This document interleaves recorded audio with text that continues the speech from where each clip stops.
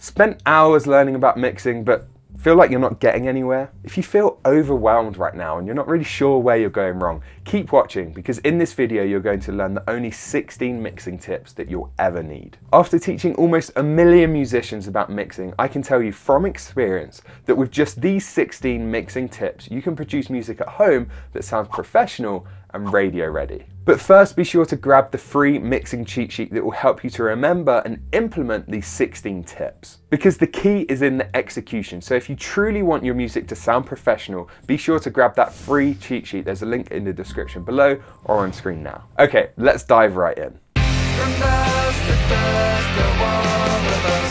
Tip number 1, get it right at the source. Now you've probably heard this before, don't fix it in the mix, make sure you get a good sound in the recording phase, but I really can't stress the importance of this enough. Technically this isn't a mixing trick, but I want you to think about this for a second.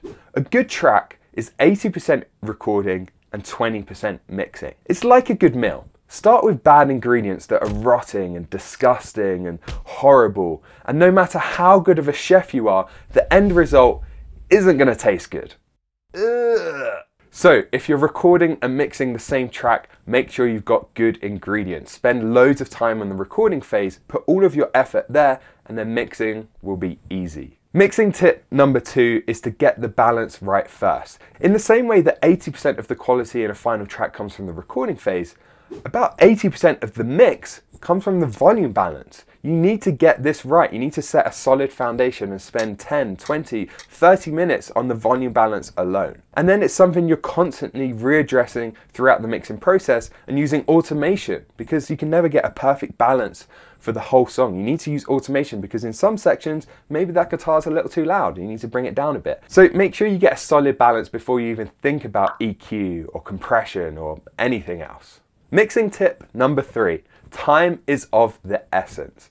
Mixing is a race against the clock. Every second you're mixing, you're losing objectivity, you're losing perspective of what the mix really is, and you're also succumbing to ear fatigue, especially if you're mixing at volumes that are too high. And we'll come back to that in a second. So make the most of every second, spend plenty of time preparing the mix. I spend probably 2 hours just preparing the mix before I even start mixing, and that allows you to mix fast and efficiently.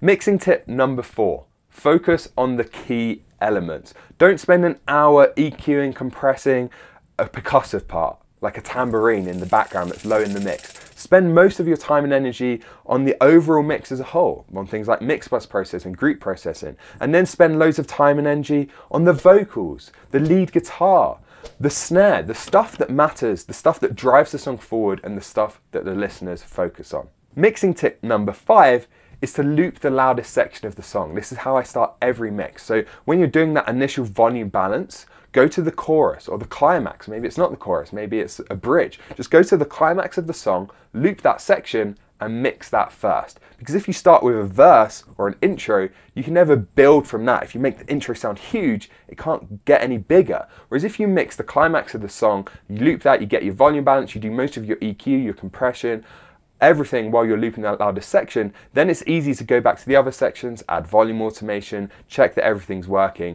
but it builds up to that climax where you've mixed it. And then you can even use automation to make those earlier sections sound a bit less impressive, a bit quieter or a bit narrower, so that it really explodes into that climax. Mixing tip number 6 is to start with the bigger picture. Most people start the mix by EQing or compressing a kick drum or a bass guitar, and they spend loads of time and energy there, and then they start bringing things in one by one, and then you get towards the end and you've got everything in, and suddenly that kick just doesn't work. You didn't have the context, you EQ'd it, you compressed it, and now that you've got the context of the mix, maybe it's really fighting the bass guitar, or maybe it's interfering with something else in the mix. And you don't know that unless you have the context. So instead, I highly recommend you start mixing with the bigger picture in mind first. So you start with things like mix bus processing, big broad sweeps like group processing, the volume balance, really important there. Start with the bigger picture and focus on those finer details towards the end of the mix instead. Mixing tip number 7, avoid the solo button. This button can destroy your mixes. This goes back to that same idea that if you're making decisions without the context of the mix, you're probably making bad decisions because you need that context. The listener's never going to hear anything in solo So don't use that button. And if you struggle to make changes, EQ, compression, without soloing a channel, just turn that channel up by 5, 10 dB.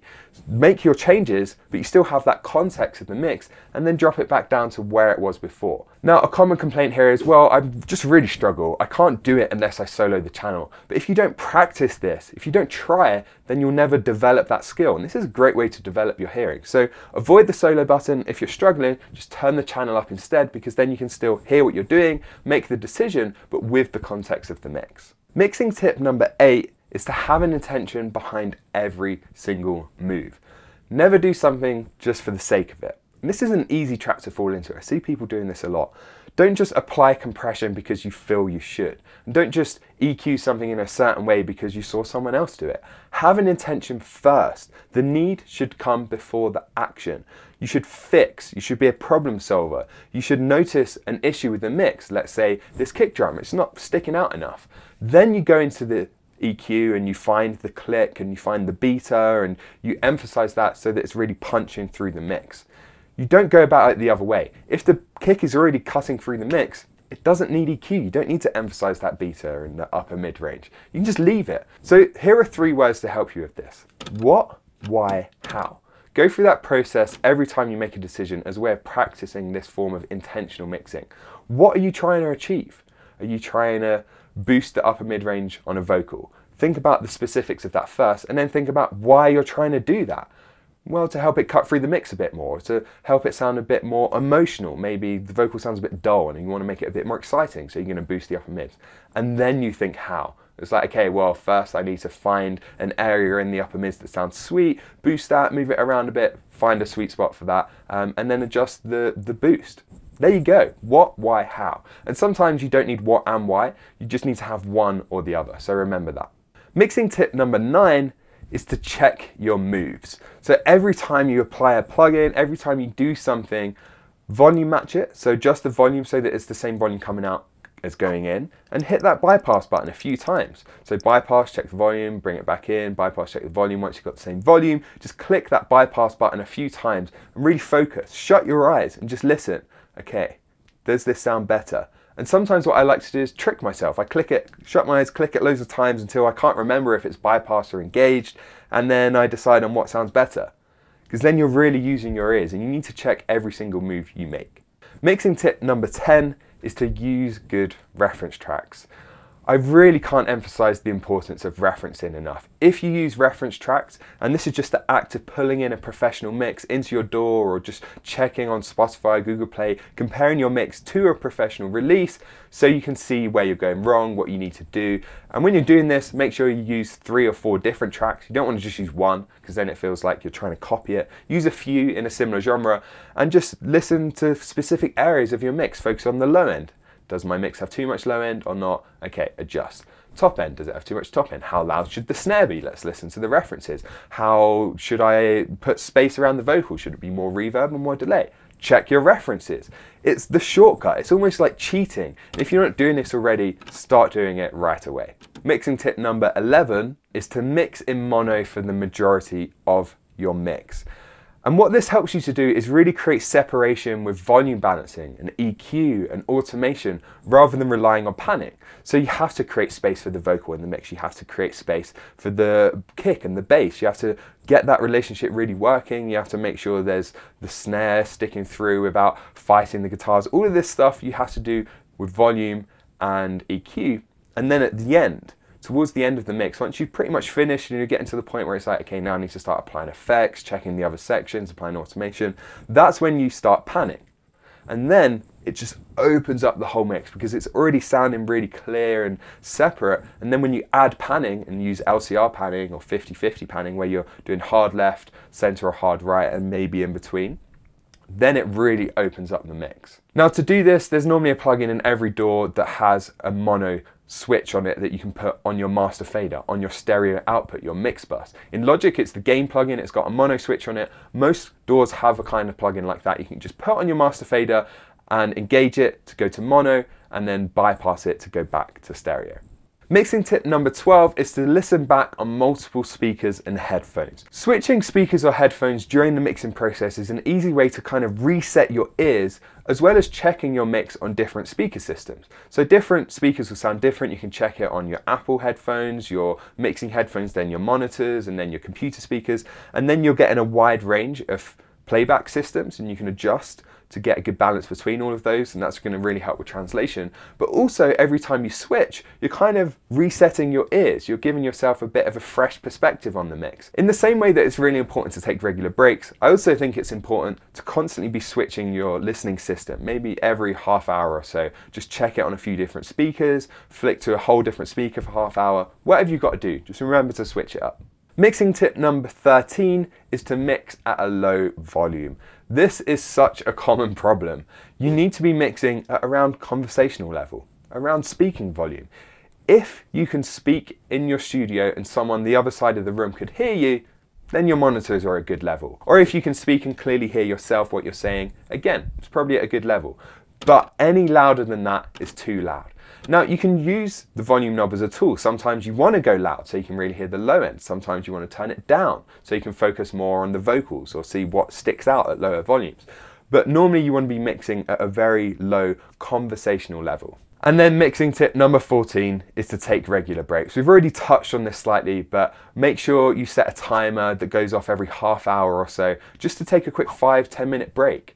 That time spent away from the mix is going to allow you to come back with fresh ears. You're going to reduce ear fatigue, which is a physical thing, but it's also going to help you to maintain objectivity, which is more of a mental thing. And it's going to help you to come back to the mix with a fresh perspective again and again and again. Mixing tip number 15 is assume that volume automation is needed. And we touched on this earlier when we were talking about the importance of balance, but I really want to drill this in too, because you can never get a perfect balance without volume automation. I've never been able to do it. If you can do it, then good for you, but I don't think your balance is perfect. It could be better, because there's always going to be sections in a song where the guitar suddenly becomes too quiet or too loud. The vocal drops too quiet and you can't hear the lyrics. Or there's a bass part that you want to make a bit louder in the chorus to increase the impact in the chorus. There's so much you can do with volume automation alone. And this is without going into the world of effects automation and panning automation.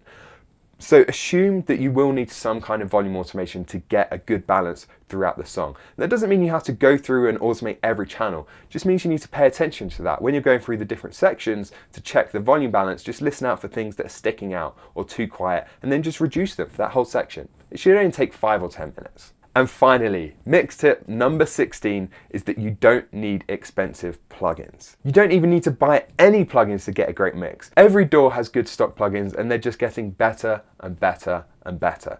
So use stock plugins. If you're not happy with your mixes and you're blaming your plugins, then you're not ready to progress yet. But when you get to a point where your mixes sound awesome with stock plugins and you're looking to get that final 10% of quality, then you can start to think about premium plugins. But even then, be very careful, because it's an easy trap to fall into. You spend so much time, so much money on plugins, and time is the big one here. The time researching what plugin to get. Actually downloading and installing plugins is quite a laborious process sometimes. And then you've got to learn the plugin. And then if you've got 10 different plugins in the mixing process, you don't know which to use. So try and keep it to a minimum. Be simplistic about it. Have a go-to plugin for every type. So a go-to EQ, a go-to compressor, and that's normally all you need. You might have your other stuff that's more creative, or you use your go-to one 80% of the time, but you need to have a workhorse plugin. And you don't need to spend a fortune either. Affordable plugins from Waves, from Slate Digital sound incredible now. They sound just like